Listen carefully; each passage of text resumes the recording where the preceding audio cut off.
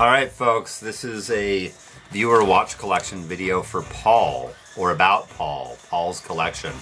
Let me just get these beats down a little bit. All right, so I've been emailing back and forth with Paul quite a bit, and he's got a great large collection, as we will see in a moment. I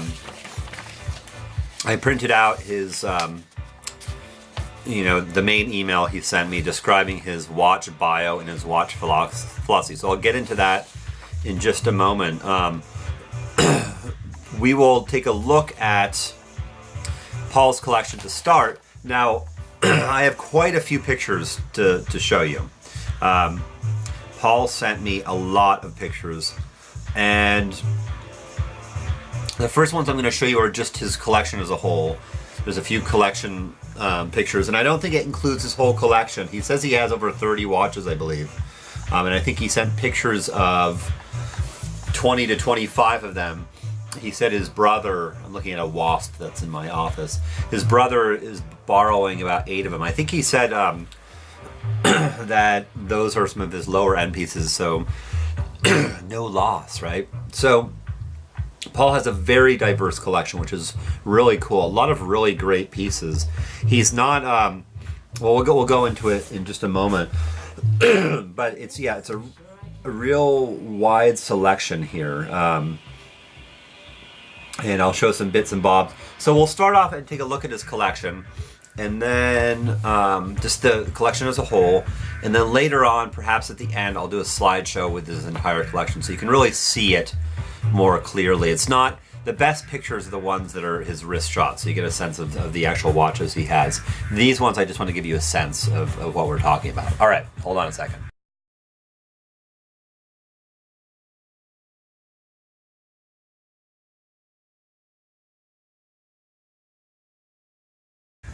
All right, so as you can see, there's an Omega in there. There's some higher end Seikos in there.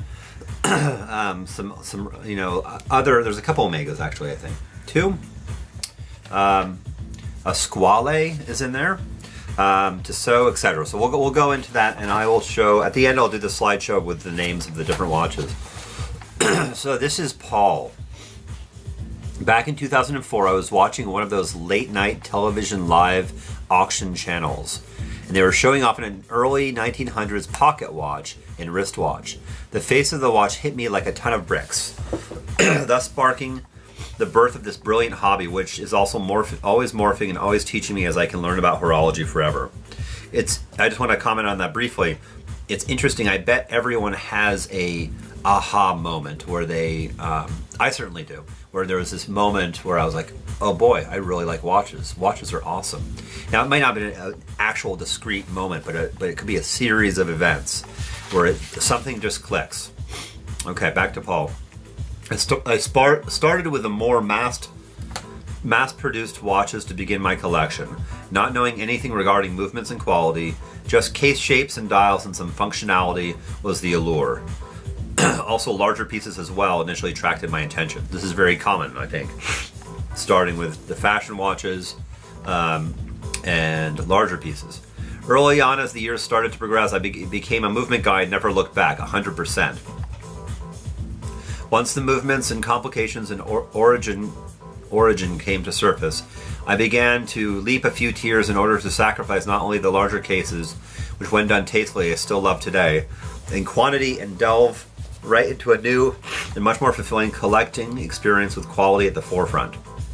So as the years were rolling by, I began to climb more tiers, and it wasn't until 2004 when I changed, or the hobby changed me, with my very first Edox minute repeater. The pinnacle of the collection. Sadly, due to having to buy a brand new truck, I sold it to offset the truck purchase, the only and hopefully the last time I ever regretted getting rid of one of my pieces.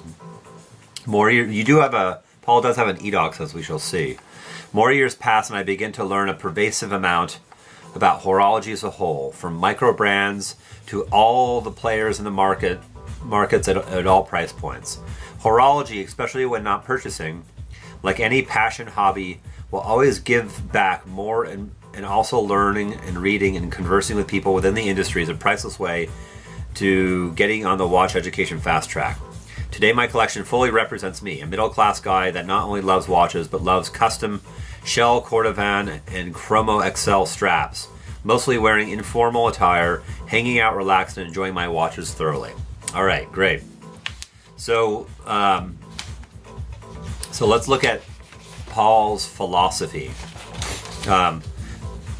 There's one natural aspect about my personality that's always been present from the beginning, and that is I never gave a rat's ass about impressing anybody. Basically, I'm not interested nor ever had the desire to wear a timepiece, so people can come up to me and say, wow, that's an amazing watch. That's just not the way I am. I wear watches for me because I like the piece enough for various factors to ultimately pull the trigger, etc. I fully agree. I don't... I buy watches 100% for me, as I've said on this channel. Now that may be partially because, I mean, it's mainly because of who I am, my own personality. I'm a bit individualistic and just kind of walk to my own drumbeat. But I don't live in a environment, or I don't work in a industry that you have to impress people. At least in that way. You might have to impress people in other ways. But, so yeah, I think it really depends upon who you are as an individual, but also the environment that you're in and the business that you work within. All right. Watches, no matter the price point and no matter the origin, doesn't factor to me regarding other collectors. If it makes you happy, that's the watch for you. This is a mindset that people should nuzzle, which might breed more common respect for each other's tastes. Totally agree. I mean, this is why the whole dog shit thing is dog shit. Dog shit is dog shit. You know, even if it's done, you know, guys like to sort of like, you know, mess with each other. We like to tease each other, but it's just this Lord of the Flies kind of mentality, or locker room mentality.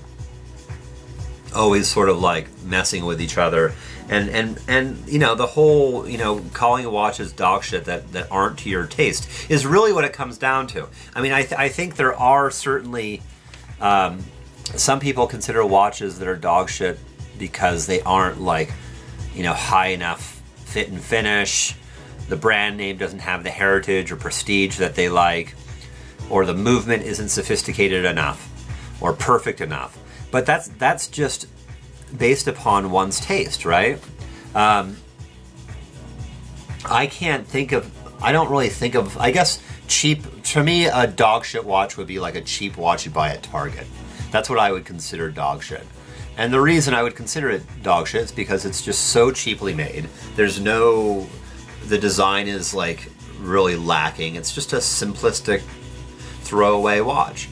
I don't have a judgment about it, but I think once you get to $100, $150, they're not dog shit. Like, even $150 watches they're only dog shit relative to like $20,000 horology pieces, and if you're judging it from that perspective, a $150 watch isn't meant to compete with Patek Philippe. It's just ridiculous.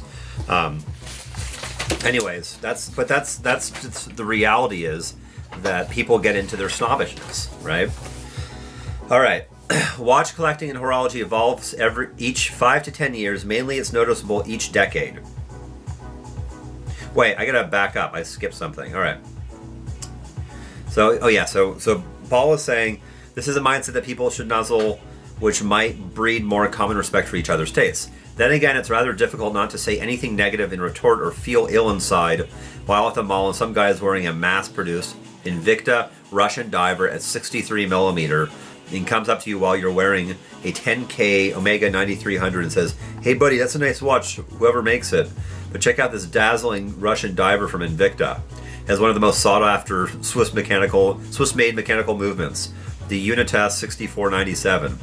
Now it's pretty hard not to laugh at this point, etc." Yeah, I get that. Being an Invicta person, formerly a recovering Invictaholic,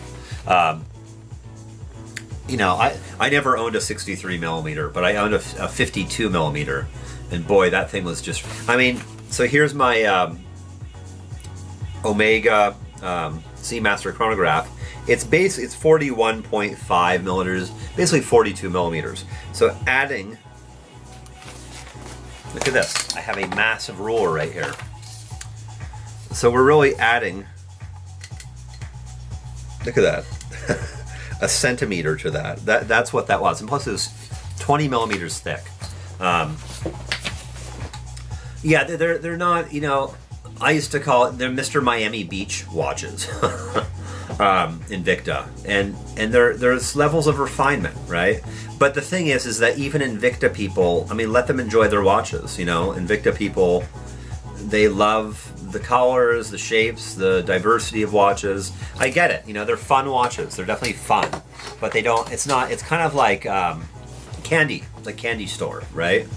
There's finer cuisine, gourmet cuisine. But I think the key is we can recognize gourmet cuisine, recognize that it's more sophisticated, higher quality, but realize that, you know, a hamburger isn't trying to, you know, compete with gourmet cuisine. It's a different category. So compare it to its own category rather than to the gourmet cuisine. Anyways, watch collecting and horology evolves each 5 to 10 years. Mainly it's noticeable each decade. Like, for example, someone in their 20s to mid-30s might love only one brand or only super large cases. Then that same person, life, job, income, environment changes, will blossom into a different direction. Might go from sporty to dress, complications and gold, non-gold, Swiss only. Then the same person in the next stage will now have Swiss, German, and Japanese, etc. Then climax into the Pateks of the world, or FP Journe, or Richard Mille, or do a complete overhaul. It's predictable, unpredictably. Right, it's predictably unpredictable. Maybe that's what you meant. Anyways, I feel a good philosophy to abide by is buy what you can only afford. Don't slap expensive watch purchases on your cards. Don't ruin your credit. Also, don't feel that your collection is shit because you cannot yet afford the pieces you ultimately desire, even if it's just one piece, like a Grail. Don't listen to people that like the drummer from Kiss, Eric Singer, a good guy and watch nerd. This is a quote from Eric Singer. You have to have a Royal Oak and a 50 Fathoms and a Patek, etc., for it to be considered a real watch collection. I respectfully disagree, although I see what he's trying to say. Yeah, I completely agree with you here that any sort of absolute statement is almost inherently false, including the one I just made. But, you know, you have to have this in a collection. I mean, why do you have to have this in a collection? I mean, there's one version of this that I could see. You know, there's theme collections that would make sense to have a certain watch. Like, for instance, let's say you are a dive watch collector and you are a, you know, well-to-do person. You have a good amount of money and you can afford pretty much anything within, you know, up to lower tier 6 or whatever. There are certain watches that you'd absolutely have to have in your collection for a completist dive watch collection. Like, you'd probably want several, you'd probably want a Submariner too, right? Submariner is the iconic dive watch. No denying that. You'd want a Seamaster, a Planet Ocean. Those are both iconic dive watches. You might want multiple Seamasters from different eras. A 50 Fathoms, Blancpain 50 Fathoms, you know, one of the most iconic dive watches. And then there are some Seikos that you'd want also, right? There are some Seiko, whether it's the Marine Master 300 meter, I think that's in a way their iconic. There's also that one, I forget what it's called, with the pillowcase. Yeah, there's a lot of different there's different ways to do that. But for a truly complete dive watch collection, you'd want a Sub, you'd want a Seamaster, etc. You know, there are things. But I think in terms of just a watch enthusiast collection, there are no rules. The only watches that you have to have are the ones that you love. I mean, it's as simple as that. And then there's individuality. And I forget who said it. One of my viewers said it. When people start saying this is what you have to do and this or that, it's coming from insecurity. I mean, because they want you to join with them. They want you to do things the way they do, so they feel more justified in doing it. I mean, I wouldn't say that's always the case, but I think a lot of the times it is. People want to extend their own ego into the world. All right, anyways. Don't think your Rolex watches are the be-all, end-all. There are some Rolex owners that feel if it isn't a Rolex, it's dog shit. Bull. I'll take a JLC among other brands, compressor, over any Rolex. Try to negate the influence people's opinions might birth in your minds. Remember, don't buy what people say to buy. Buy what you like first and what you can afford. Don't make half purchases. Half purchases, that's a good term. So yeah, I agree with you. Yeah. Really we live in an age of individualism, especially in the West, but I think increasingly in the East as well. And now, of course, there's this kind of conflict or tension between individualism and kind of the community and one's peers. But we should be encouraging each other to become unique individuals and to be confident in that. And I think that extends to watch collecting. I think that extends to, as fellow community people. I mean, there's nothing wrong with for instance, occasionally, TGV, who I'm on who I consider a friend and I'm on good terms with. He'll post a watch and I'll say, oh yeah, I like. It's not really my thing, but I like it for you, or it's a cool watch, right? So there's a way that you can both share your own particular tastes, but not, but also, honor and acknowledge your friends or the other people's tastes in watches. I was thinking of doing a video, a viewer watch collection video for Archie Luxury. He hasn't asked me to do one, but it would just be kind of a funny little spoof to do. And I was thinking of different ways I could do that, and one way I was thinking would be to just give advice to him that was the watches he had previously bought, like he does for other people. Or I could do it, give him advice based upon my tastes that are completely different than his. But really, in reality, if I was to seriously do a viewer watch collection video for Archie and give him advice as to what to do with his collection, I would look at his own tastes. I've watched tons of his videos. I have a sense of who he is, what his tastes are. I have a sense that there are some classics that he comes back to over and over again. And yet at the same time, he's kind of spinning out in circles. My friend Jeffrey McMahon is similar. You're not at all, Jeffrey, if you're watching this, similar to Archie Luxury, but in the same sense of having certain watches that you come back to again and again and rebuy. Archie is also a rebuyer. And maybe that's part of the fun of it for you guys. To me, that sort of stresses me out, the thought of rebuying, because, yeah, I would just like to rather minimize it. I've only done it once ever. So it's like, can we become stable, or can we honor our own tastes, but also... Okay, I got cut off there. My camera came to its maximum. I don't know why it does that. I'll have to figure it out. Anyways, so I'm gonna show you. You're gonna see these pictures later on, but I wanted to just comment on his watches.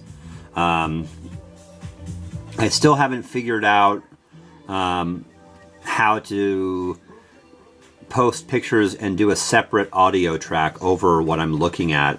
One of the viewers, actually the guy who bought my Oris and Citizen, very kindly recommended some free programs to do video editing, but I haven't sat down and figured out how to do it yet. Anyway, so these are here's the collection pictures. Of course, this is one of my all-time favorite watches, which we'll get to that in a moment. Same case, but just different lighting. All right, so here's an Edox. I don't know a lot about them. Tier 3 watch, I think. I believe Edox is sort of a mid-tier type watch. Not really my style, but pretty cool. Pretty cool. And then, of course, these pictures are going to be in total random order because that's just the order that they're in this file. That is the beautiful Omega 9300 coaxial movement. I love the open case back on this watch. It is just so cool.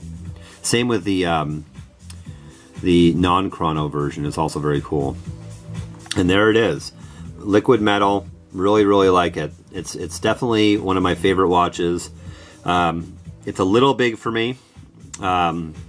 but it is a super cool watch. I much prefer the bracelet personally, but you know, the strap is cool too. Oris, you got a couple Orises. This one's a Pilot watch. I like that strap. I like the yellow highlights you put on with it. Here's the Omega Racing. This is the Mark II Speedmaster. Yeah, I like the vintage look. It's not really for me. It's not. If I was to ever get a Speedmaster, which I will at some point, this wouldn't be the one I would choose. But I definitely appreciate it. I like these reissues when they kind of do a vintage reissue. This Oris, I forget what it's called, but this is a really cool Oris. I think it's one of my favorite. It's a little bit more expensive than some of the other Orises, but it's just got this cool little moon phase dial. It's a GMT as well, so it's really a cool piece, and it has a nice look to it. It's probably one of their more. It really stands out, and look at that cool bezel with the screws. Very cool watch. Here we are back to the old. Look, it's haunting me. It's come back around. Here's a Raymond wheel. I think it's the Maestro. Is that right?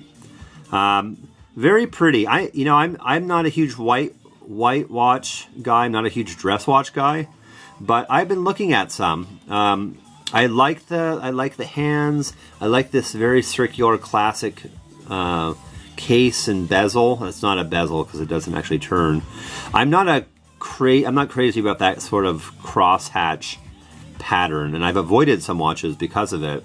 But this is a pretty watch, and I like the white and blue. It's definitely very classy. And here's a Ritmo. I don't know what. I don't think you put the name of that. Yeah, this is just an interesting. This is one of the things. It looks like a cheaper watch. It looks like it's maybe European, Russian, something. I mean, it's definitely doesn't look quite as Western European to me, but I could just be totally making that up. I mean, it's this is the thing I like about your collection is that you have such a wide range. You have really tier 2 to tier 5 watches here. So this is the Waltham movement on one of your watches. I forget which one it's on. Very cool, very cool. So again, folks, I'm gonna do a slideshow at the end of this video that you can get better looks at all of these watches. You can pause it. Oh, this is the R page that has the Waltham movement. So that if I get you right, this was inserted into this watch. Is that correct, Paul? I like that strap. That's very interesting. All right, here's a Seiko Ananta Spring Drive. So I was looking at a Seiko Ananta. I don't think I'm going to get it. But yeah, these are one of the higher end lines. Seiko, see, in the West, we don't know about the Ananta. We don't know about the Creedor. We're just starting to know about the Grand Seiko and the Astron. But Seiko has all these lines that people don't know about, that they make really great watches, and I hope that they become more popular in the West because they're really some cool stuff. This is look at that beautiful movement. That's pretty cool with the curved brush or finishing there. It's got a really interesting case geometry there too. I think there's one more picture. Oh yeah, look at that. You can really see. Look how awesome that is. Look at the shape of that. It's almost like a shark or something. Some really amazing lines there. Uh-oh. Where are we? Okay.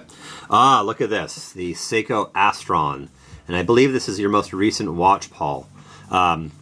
This is the 2015 Astron. It's one of them. And the reason I know that is this isn't actually a chronograph. You got... it's kind of a chronograph. I mean, I believe this is this a DST? I don't even know what that is. Here's the day of the week. This, I believe, is the 24-hour dial, the second time zone. So it's not a standard chronograph.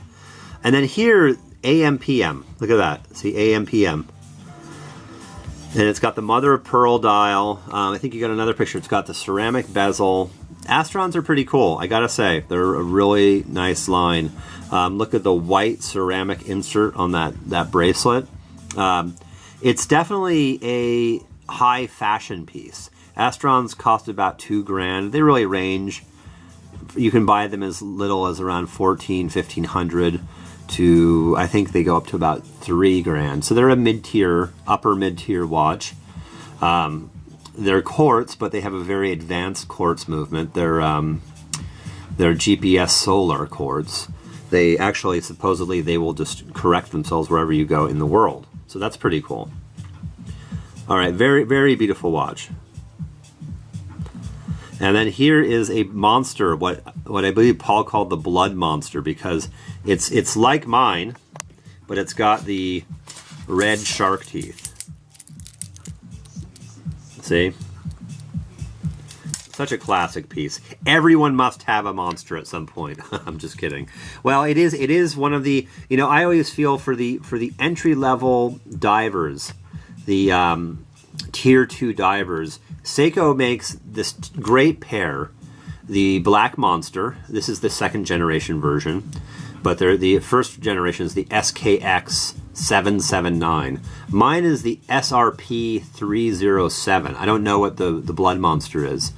I think they make a blue bezel one. They make an all black one now, I think. I'm not sure. They also make the more well-known, the SKX 007, which I believe Simon Crane has one. That's one that's a little more classic looking. I prefer the Black Monster. I think it's a little more unusual, and I like that. I think the teeth loom was an improvement. I think it really adds a little bit of spice to it. They're just, yeah, the shark teeth. Look at that. So it looks. The idea is it looks like a mouth. All right. What else we got here? Okay, look at this. Here's a high-end Marine Master 600 meter. This is the gold one. I don't know if that's gold plate. I assume it's gold plated on the bezel. And here, this is one of the newer Spring Drive. So if you're into high-end Seikos, Paul's collection is to be jealous of. Now look at this thing. This I believe is one of their highest-end divers. This is I think this is a high beat Seiko Marine Master 1000 meter. This might be, yeah, I believe this could be. There's a Grand Seiko diver as well, but this is definitely kind of the maxed out version of the Marine Master series. Okay, the Grand Seiko diver is a little different, but this is still in the Marine Master series. I believe these are $4,000 or $5,000. I'm not sure. But it is an impressive piece. It's pretty big, I believe. Although maybe it's about the same as the normal Marine Master. And then here we have a Squale, green Squale. Is this the Master collection? Green, is it? I think this is the bronze one. Is that correct? That's right. So this is I believe this is the highest end Squale. They have multiple colors of this. But this is the maxed out Squale diver as well. TGV did a review of one of these several months ago. And then here we have some straps. That was on the Oris, I believe, one of them. It's nice, it's blue. I think it's the same one. And then here here's one more. This is a Sun, S-U-N, Seiko, another Seiko diver, kinetic, on Paul's custom made wallet, which we have more pictures of. Oh, look at this. Last but not least, well, last and certainly least, this is a Timex Expedition. It's an Indiglo. I used to have one of these. This was a watch I wore for much of my 20s. These are cheap watches. If you go into Target, this is like the best watch you can find. There's different variations of it. The Timex Expedition is about the best Target can offer. This is a classic $30 watch, $40 watch. I believe, I can't remember, Paul, was this your one of your oldest watches? I'm not sure. Oh wait, here's another one, the Tissot Seastar, orange, look at that, that's pretty cool. And then here is now, Paul said he used to do some heavy metal, is that right? But you can see this is a custom made wallet, it's got a microphone. So if you like heavy metal, Paul, this is probably not the music of your style. This is sort of like down-tempo house music. That's pretty cool. It's a pretty impressive wallet. Red leather. All right. Oh, wait. Of course. How can I forget it? Paul was probably watching this and saying he's going to forget about it. This is Paul's Zenith. This is his favorite. I think this is his best watch. His favorite watch. It's. My guess is price-wise, it's comparable to the Planet Ocean chronograph that you have. It's a tier, what I call tier 5 watch. It's a very cool watch. Look at that. Look at that crown and those pushers, and those hands are very, very unique, very interesting.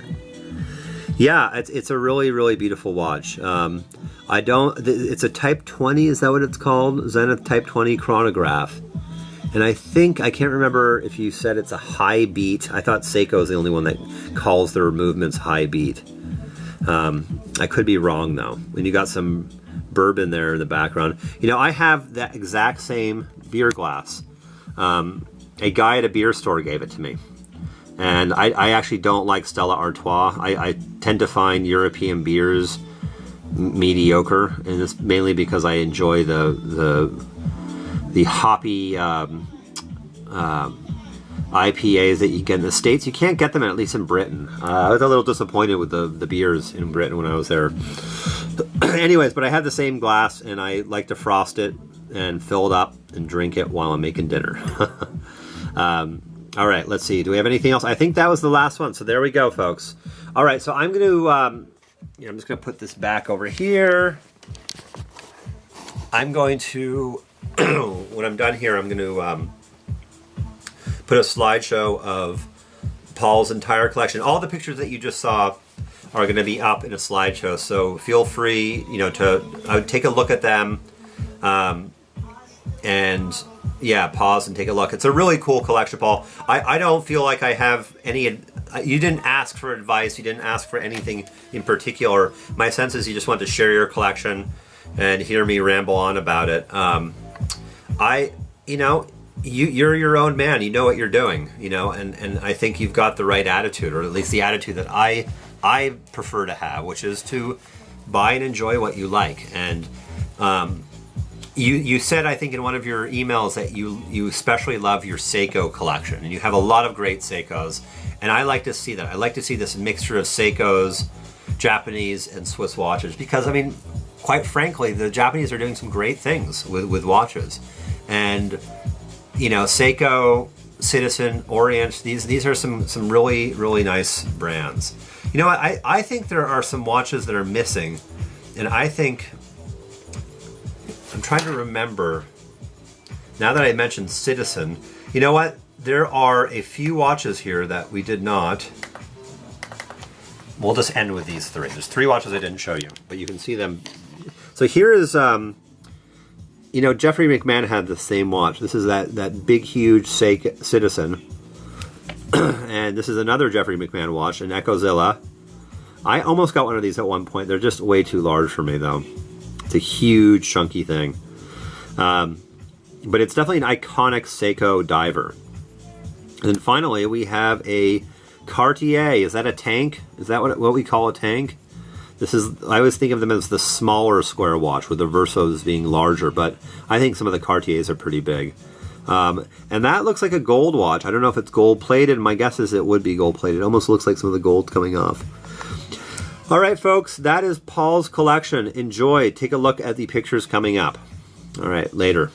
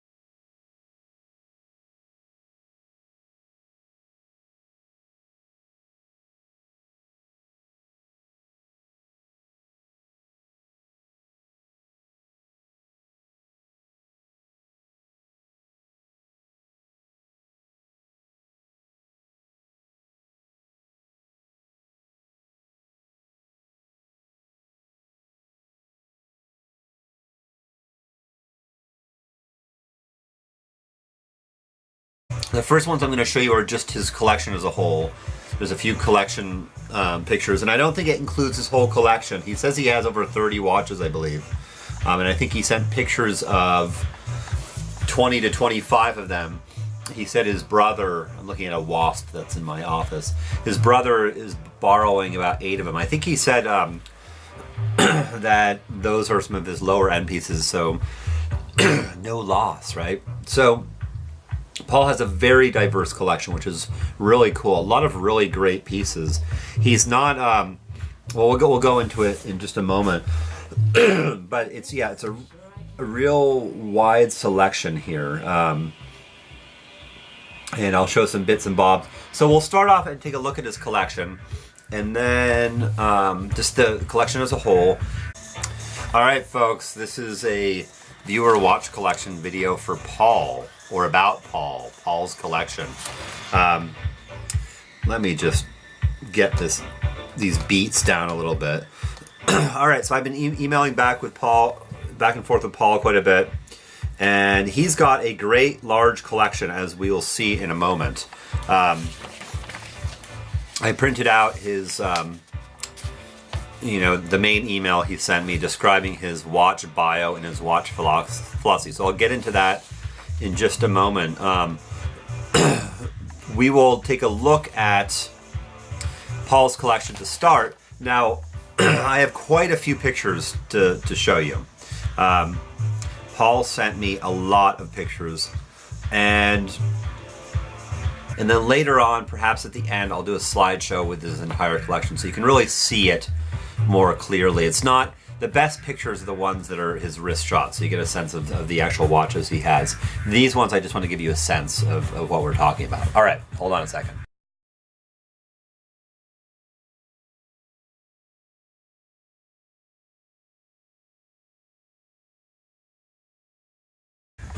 All right, so as you can see, there's an Omega in there. There's some higher end Seikos in there.